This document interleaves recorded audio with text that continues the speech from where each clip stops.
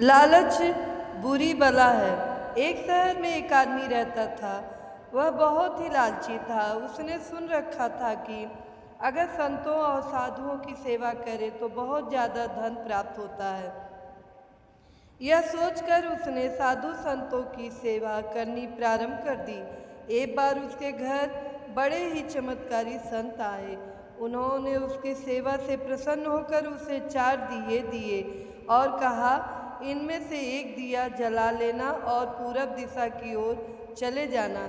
जहाँ यह दिया बुझ जाए वहाँ की जमीन को खोद लेना, वहाँ तुम्हें काफ़ी धन मिल जाएगा। अगर फिर तुम्हें धन की आवश्यकता पड़े तो दूसरा दिया जला लेना और पश्चिम दिशा की ओर चले जाना। जहाँ यह दिया बुझ जाए वहाँ की जमीन खोद लेना, तुम्हें मनचाही माया मिलेगी। फिर भी संतुष्टि ना हो तो तीसरा दिया जला लेना और दक्षिण दिशा की ओर चले जाना। उसी प्रकार दिया बुझने पर जब तुम वहाँ की जमीन खोदोगे तो तुम्हें बेअंत धन मिलेगा। तब तुम्हारे पास केवल एक दिया बच जाएगा और एक ही दिशा रह जाएगी। तुमने यह दिया ना ही जलाना है और ना ही इसे उत्तर दिशा की ओर ले जाना है। यह कहकर संत चले गए। लालची आदमी उसी वक्त पहला दिया जलाकर पूरब दिशा की ओर चला गया। दूर जंगल में जाकर दिया बुझ गया। उस आदमी ने उस जगह को खोदा तो उसे पैसों से भरी एक गागर मिली। वह बहुत खुश हुआ। उसने सोचा कि इस गागर को फिलहाल यहीं रहने देता हूँ, फिर कभी ले जाऊँगा। पहले मुझे जल्दी ही पश्चिम दिशा वाला धन देख लेना चाहिए। यह सोचकर उसने दूसरे दिन दूसरा दिया जलाया और पश्चिम दिशा की ओर चल पड़ा। दूर एक उजाड़ स्थान में जाकर दिया बुझ गया। वहाँ उस आदमी ने जब जमीन खोदी तो उसे सोने की मोहरों से भरा एक घड़ा मिला। उसने घड़े को भी यही सोचकर वहीं रहने दिया कि पहले दक्षिण दिशा में जाकर देख लेना चाहिए। जल्दी से जल्दी ज़्यादा से ज़्यादा धन प्राप्त करने के लिए वह बेचैन हो गया।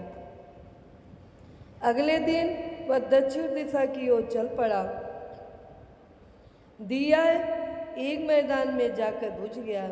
उसने वहाँ की ज़मीन खोदी तो उसे हीरे मोतियों से भरी 2 पेटियाँ मिली। वह आदमी अब बहुत खुश था। तब वह सोचने लगा, अगर इन तीनों दिशाओं में इतना धन पड़ा है तो चौथी दिशा में इनसे भी ज़्यादा धन होगा। फिर उसके मन में ख्याल आया कि संत ने उसे चौथी दिशा की ओर जाने के लिए मना किया है। दूसरे ही पल उसके मन ने कहा, हो सकता है उत्तर दिशा की दौलत संत अपने लिए रखना चाहते हो। मुझे जल्दी से जल्दी उस पर भी कब्जा कर लेना चाहिए। ज़्यादा से ज़्यादा धन प्राप्त करने की लालच ने उसे संतों के वचनों को दोबारा सोचने ही नहीं दिया। अगले दिन उसने चौथा दिया जलाया और जल्दी जल्दी उत्तर दिशा की ओर चल पड़ा। दूर आगे एक महल के पास जाकर दिया बुझ गया। महल का दरवाज़ा बंद था। उसने दरवाजे को ढकेला तो दरवाज़ा खुल गया। वह बहुत खुश हुआ। उसने मन ही मन में सोचा कि यह महल उसके लिए ही है। वह अब तीनों दिशाओं की दौलत को भी यहीं ले आकर रखेगा और ऐश करेगा। वह आदमी महल के एक एक कमरे में गया। कोई कमरा हीरे मोतियों से भरा हुआ था।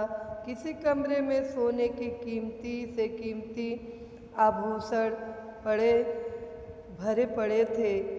इसी प्रकार अन्य कमरे भी बेअंत धन से भरे हुए थे। वह आदमी चकाचौंध होता जाता और अपने भाग्य को शाबाशी देता। वह जरा और आगे बढ़ा तो उसे एक कमरे में चक्की चलने की आवाज़ सुनाई दी। वह उस कमरे में दाखिल हुआ तो उसने देखा कि एक बूढ़ा आदमी चक्की चला रहा है। लालची आदमी ने बूढ़े से कहा, तू यहाँ कैसे पहुँचा?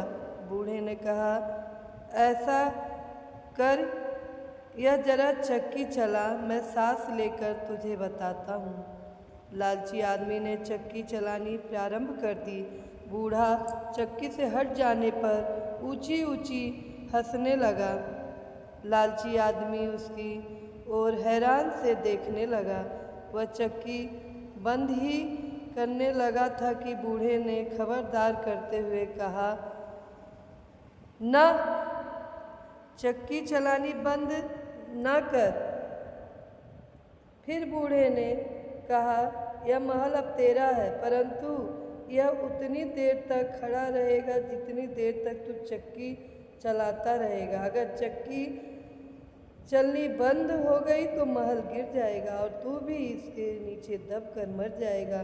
कुछ समय रुककर बूढ़ा फिर कहने लगा, मैंने भी तेरी ही तरह लालच करके संतों की बात नहीं मानी थी और मेरी सारी जवानी इस चक्की को चलाते हुए बीत गई। वह लालची आदमी बूढ़े की बात सुनकर रोने लगा। फिर कहने लगा, अब मेरा इस चक्की से छुटकारा कैसे होगा? बूढ़े ने कहा, जब तक मेरे और तेरे जैसा कोई आदमी लालच में अंधा होकर यहाँ नहीं आएगा, तब तक तू इस चक्की से छुटकारा नहीं पा सकेगा। तब उस लालची आदमी ने बूढ़े से आखिरी सवाल पूछा, तू अब बाहर जाकर क्या करेगा? बूढ़े ने कहा, मैं सब लोगों से ऊंची ऊंची आवाज़ में कहूँगा, लालच बुरी बला है। मित्रों, आप सबको अगर ये कहानी पसंद आई हो तो लाइक कीजिएगा, कमेंट कीजिएगा, ज़्यादा से ज़्यादा शेयर कीजिएगा और हमारे चैनल को सब्सक्राइब कीजिएगा। धन्यवाद।